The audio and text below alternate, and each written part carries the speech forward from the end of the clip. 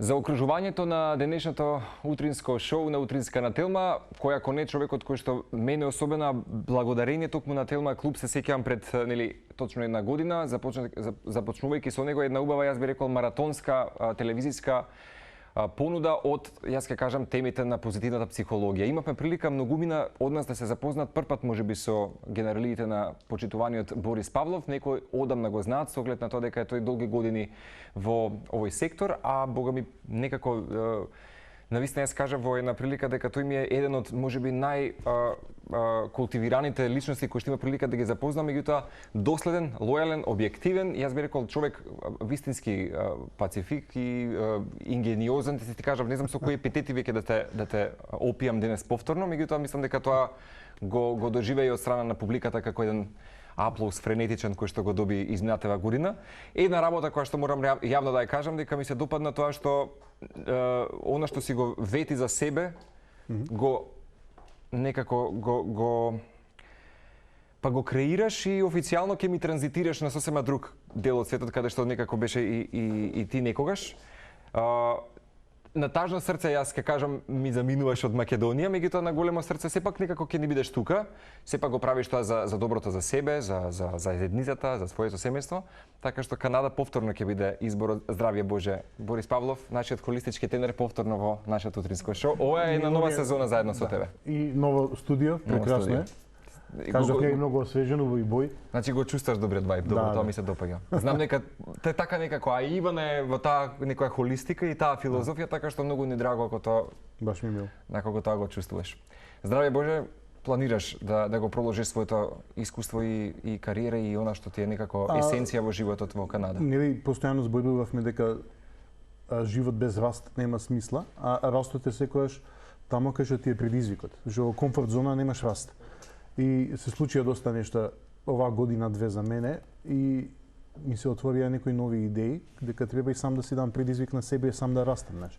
Не можеш да проповедаш нешто ако не го применуваш, си лицемер. Така да ми дојде една интересна идеја да се пробам во некои области кои што можеби тука допрва ќе доаѓаат, дај Боже.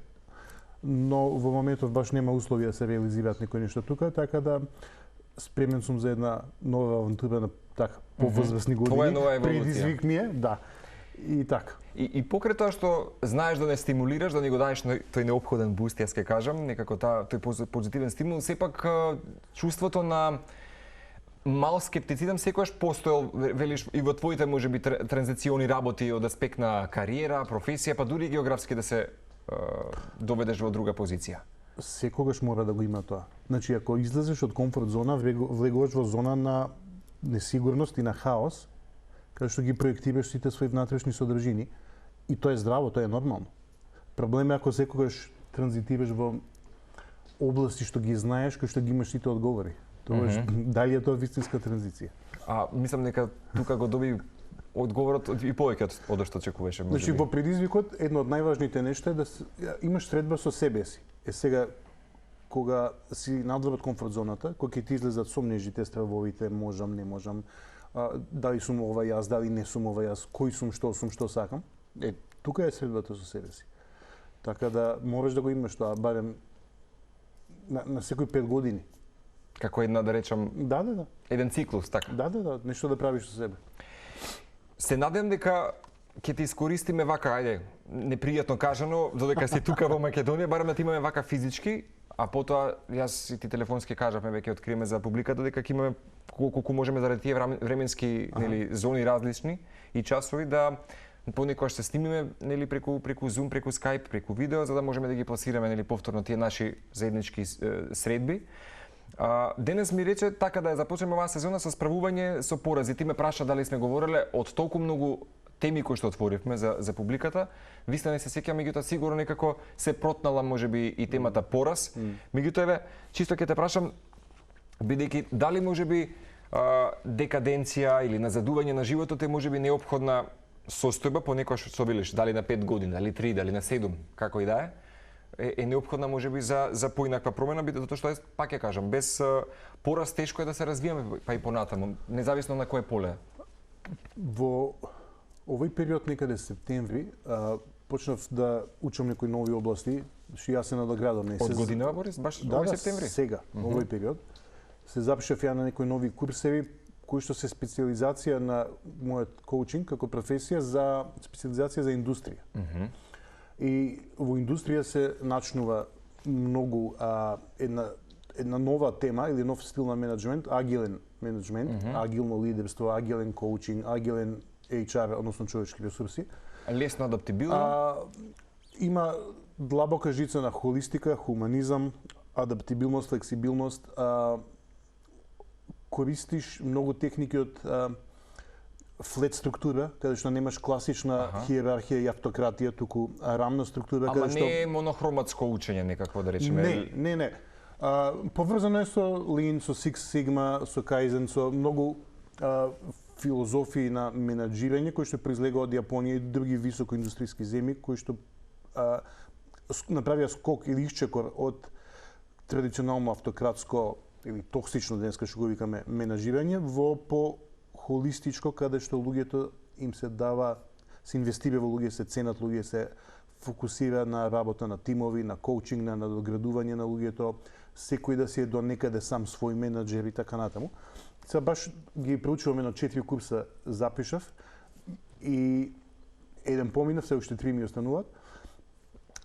Многу интересно е што и на индивидуален план имаме начнато малку од овие моабети, но и во светот на бизнисот, кој што е наводно најбездушен и суров, доста филозофија отидоа напред во третирањето на поединецот.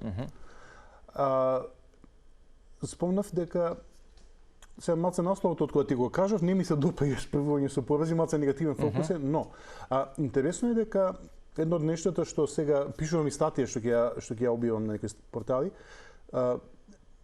негирање на старата филозофија на успех и на пораз, на црно-бело, туку фокусот е сега во новите филозофии на континуиран раст.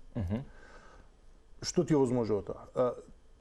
Справување со пораз е нешто што секој мора да го научи, бидејќи на секој еден план во животот, кога тогаш, индивидуално, во твојот личен живот, на работа, не знам, со здравје, со едноставно, секогаш ќе доживееш некој нешто што те сопнуваат и ти создаваат раскрварени коленици, знаеш, ќе паднеш на земја.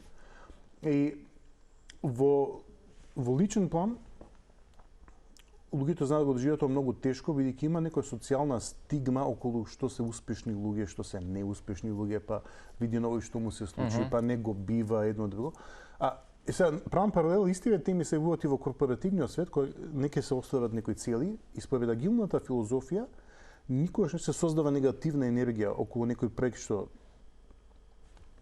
неуспешен, да речеме, или недоразвиен до крај, туку веднаш, за да може енергијата да ти тече, да не доживееш психички, физички и секаков крах, и особено духовен, да ти тече енергијата. Да има проток.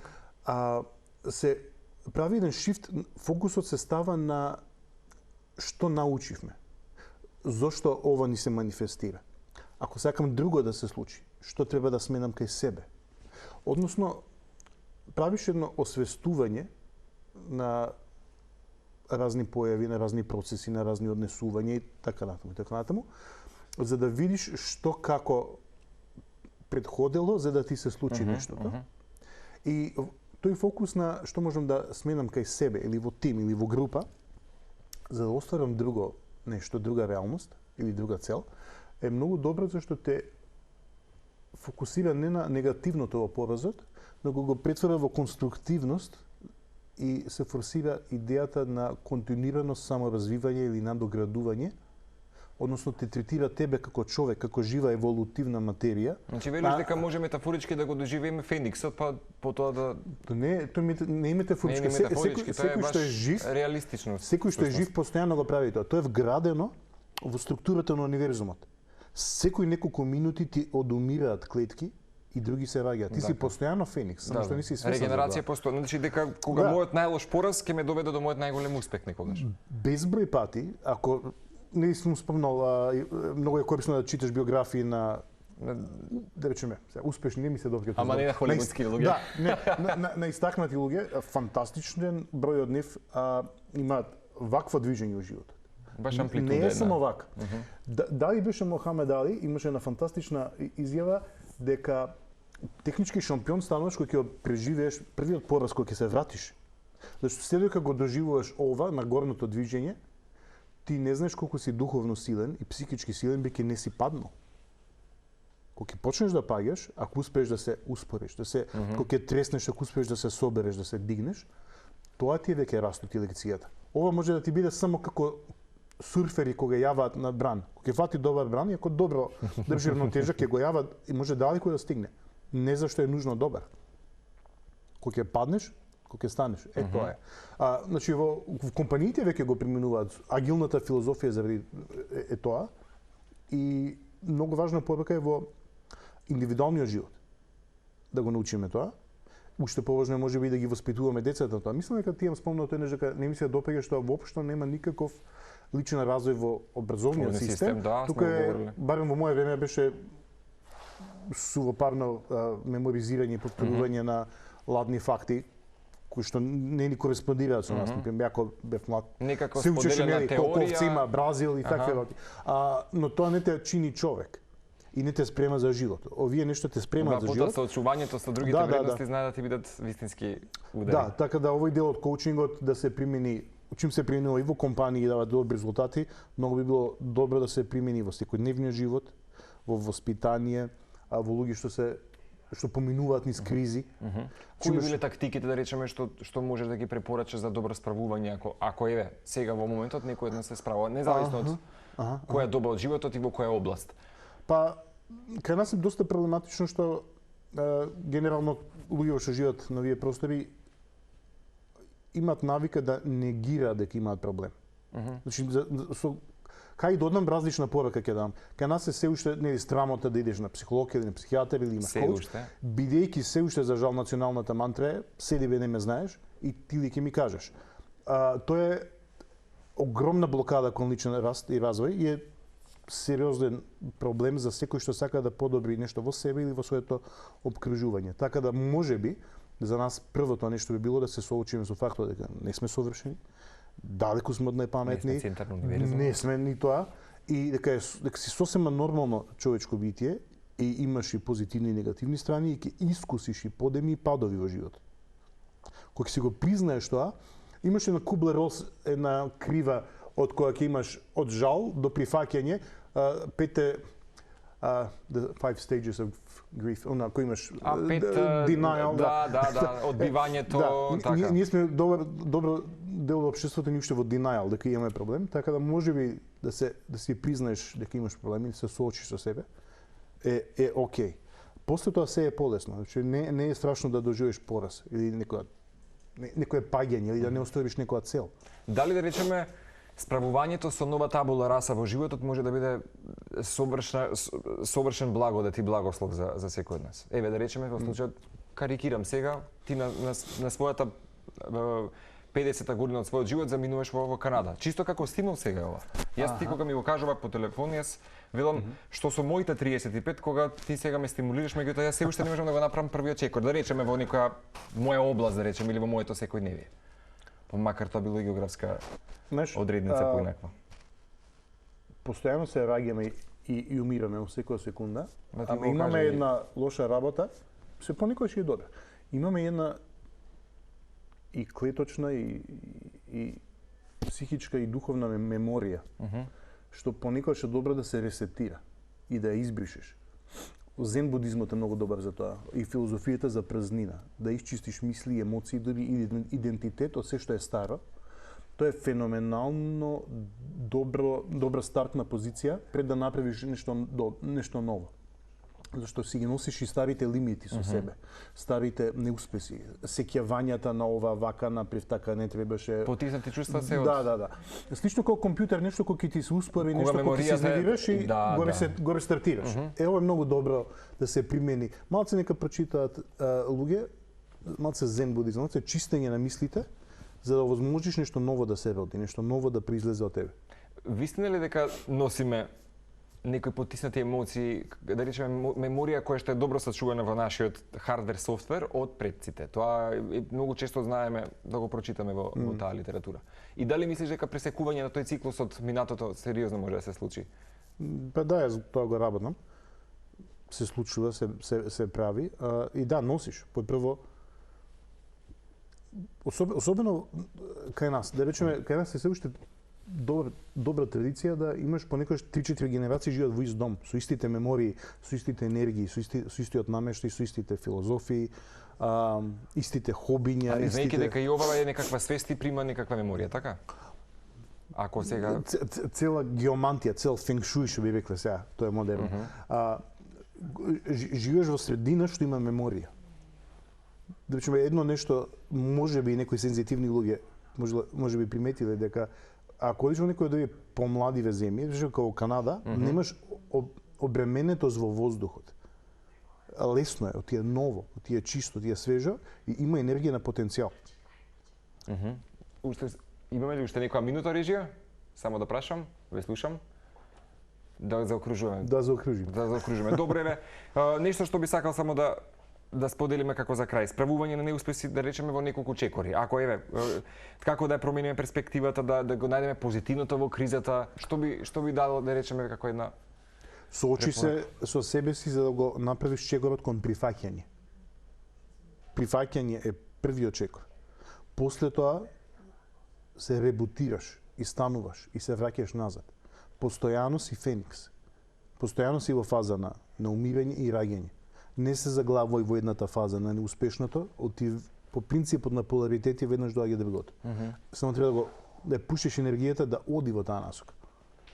А не да ја заглавиш и да се зацементираш 20 години во состојба што ти штети. Јасно.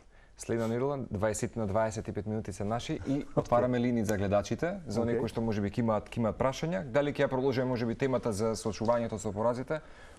Оставаме јас и ти секогаш сме некако флексибилни за тоа. Вака кога те гледам сакам да ги изграбам овие минути да не бидат, да речеме сега во оваа наша некоја фаза и последни, меѓутоа се надевам дека ќе бидеш дел од утринската. Многу убаво е тука.